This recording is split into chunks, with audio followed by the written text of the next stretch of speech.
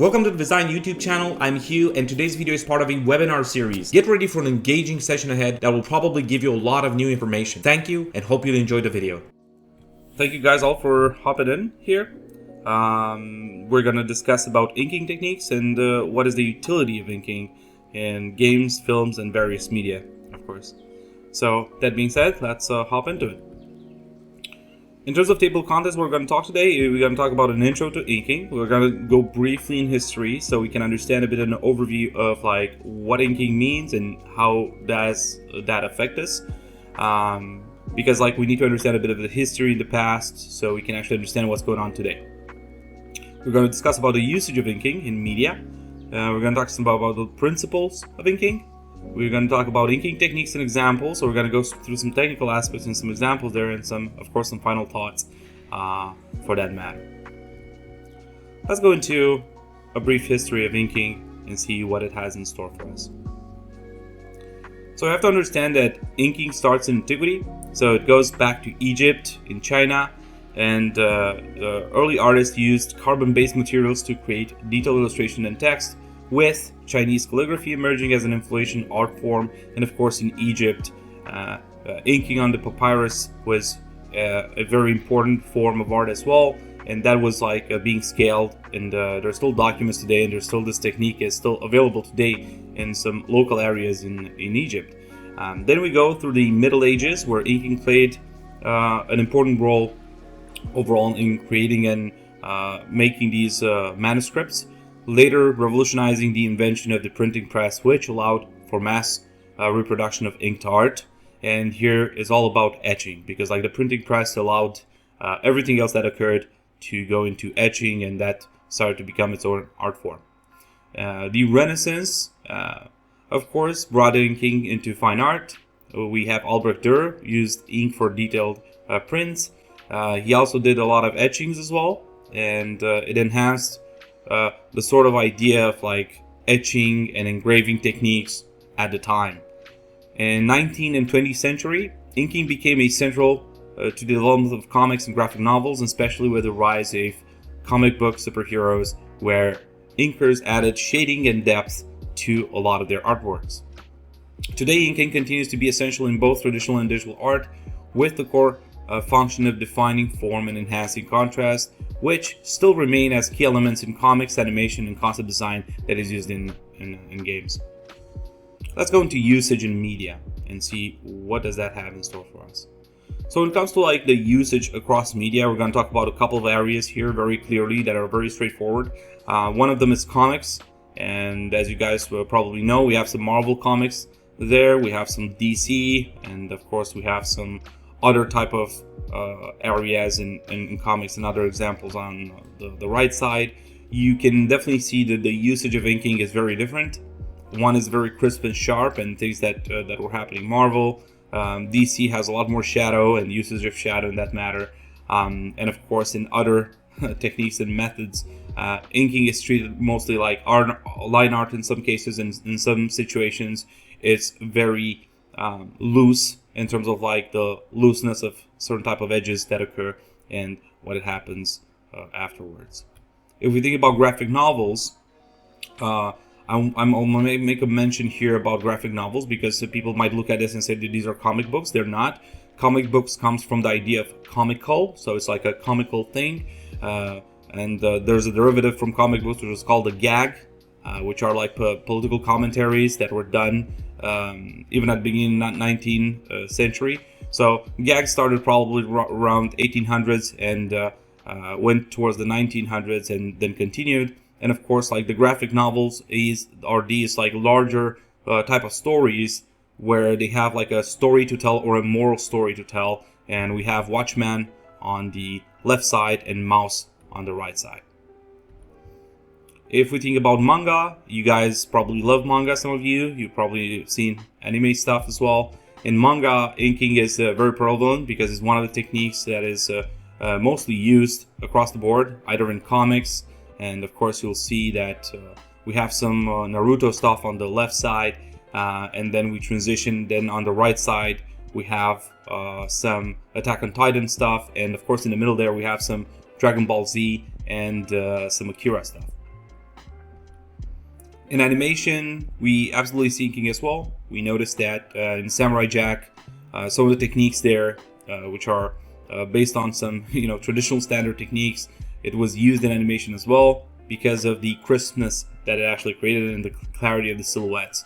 We have Akira as well. If you guys seen the overall making of Akira and some scenery, like I think you search out on YouTube, you definitely find some stuff on that. We have Aeon Flux and Batman, of course, that I actually grew up with.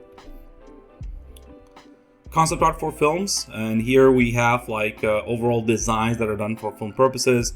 We have some Darth Vader stuff on the left side, and on the right side we have Taegraph Nat, which is an artist. I think you can find his portfolio on ArtStation. He does some really cool designs like that and actually uses this technique and does some marvelous job about it. Now let's go into some principles of inking, because I believe it's important to understand what are the principles and how to actually work with it. So we first understand here a couple things. So line is a very important topic about inking, because it's all about the line and the usage of it. And of course we have thickness and thinness of line. We have the distance between lines, which are usually used to create value transitions. We have texture of the line itself, in case we actually want to play with that. And we'll have some artists that actually use texture a lot more. And I'll just mention here Sergio Toppi. He uses texture a lot more in his artwork, so when it comes to inking. And of course, we have tapering, we have edges, and of course some examples of like how these things actually look in general. You have to understand that every single quality that you guys see here will affect the way that the artwork and the inking that you actually do will actually look at in the end. Another principle is basically light and shadow. And light and shadow, like primordially speaking, is probably the most important area when it comes to inking, because it actually separates where is light and where is dark, and that actually creates form or the illusion of form in three-dimensional space. So it is important to understand that this area, like the way you separate, my recommendation or personal recommendation would be to have a very clear separation at the beginning. Whatever you start inking, make sure you have a clear light and clear shadow. Build the light. Let the white space to occupy the light area, and put a dark space where you have the shadow. Now, everything that relates to the light and shadow will then have some qualities of direction and gradients if you guys want to add, and we have some examples on the basically right side of the screen here.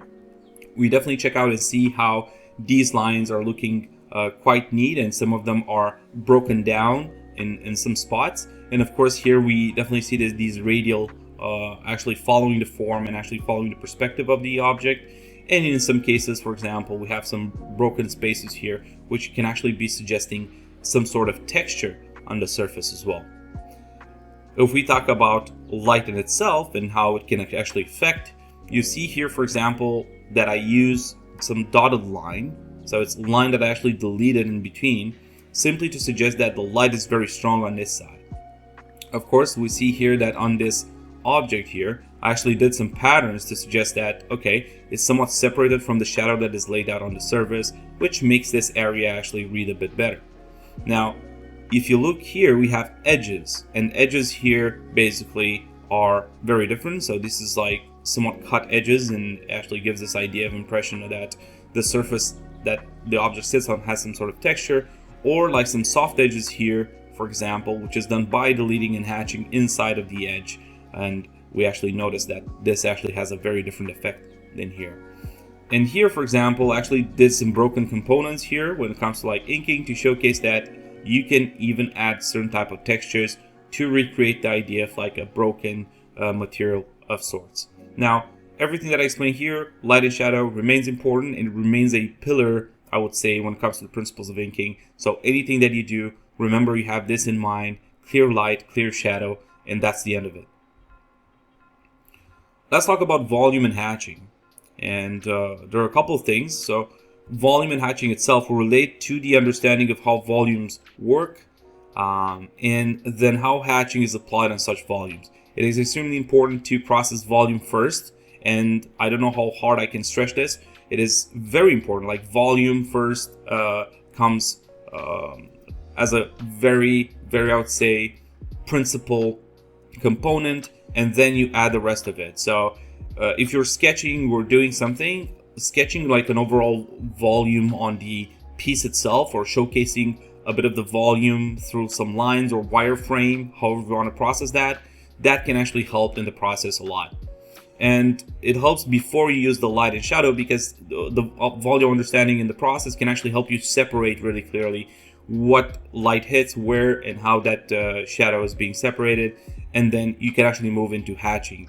And of course, when it comes to hatching, you'll have a couple components to hatching. I actually have a profound conversation about hatching when it comes to like drawing techniques, which is a different topic. I believe we have a PDF in relationship with that. We'll put a link in there. And hatching will actually either follow the volume, as you see in the examples here where light hits. So these are volumes that are clearly defined, and the hatching goes on the volumes, as you see here. In some cases, this actually goes around the volume. This actually goes slightly different, as you notice. So the way you interpret from a technical standpoint will depend on you.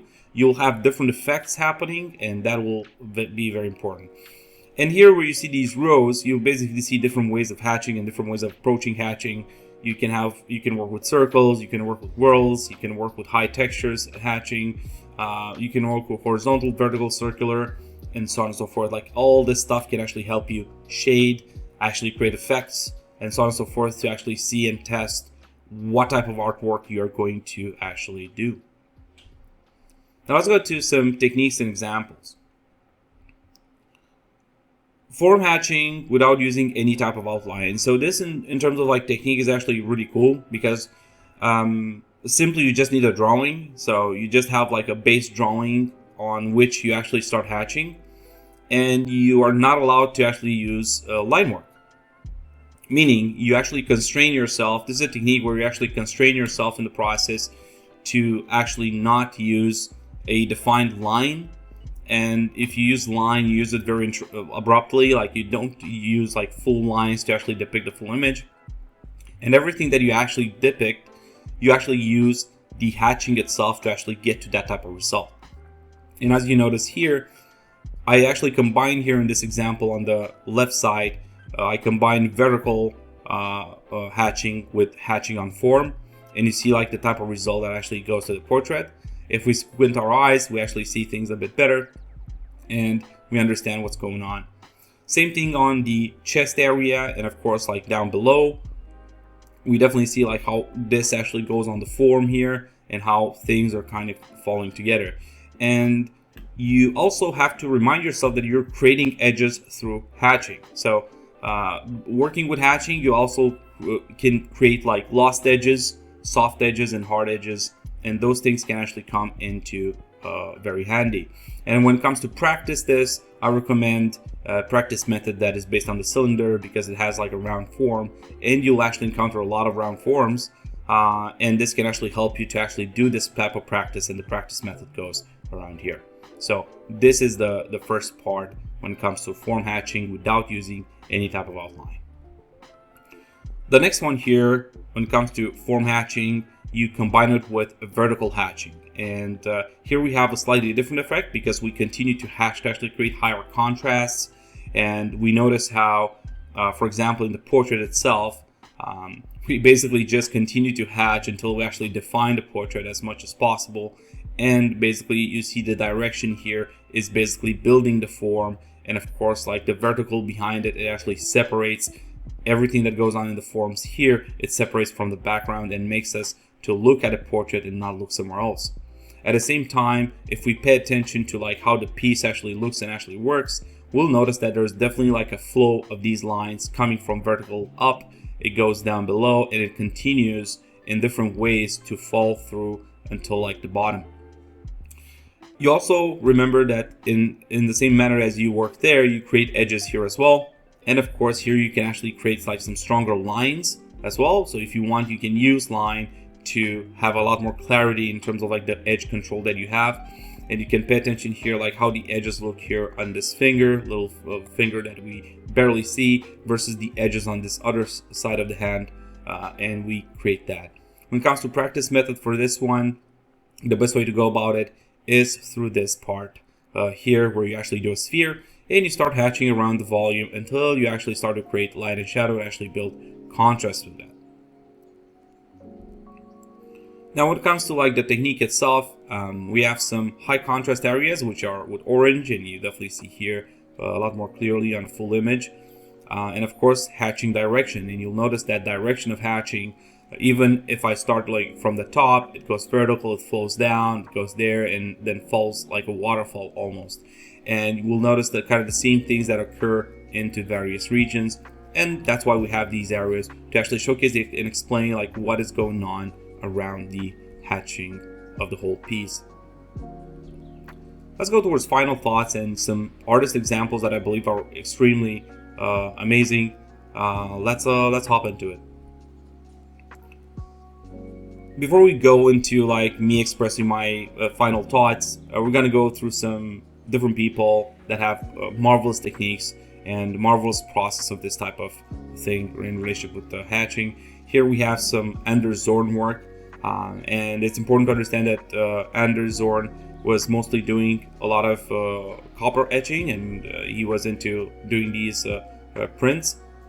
And of course, but we definitely see that the way he did these prints, we definitely see like he etched directionally in certain places and actually created this illusion of space, the illusion of portraits, and of course like the way he actually understood how value works and how it actually produced through etching, and of course then transferred to the paper into almost look like traditional hatchings. Another amazing artist, I have to thank Axel for this, Franklin Booth. He's an absolutely amazing artist in that sense. And what we have to understand about this entire process here, this is a lot of mastery in this whole thing.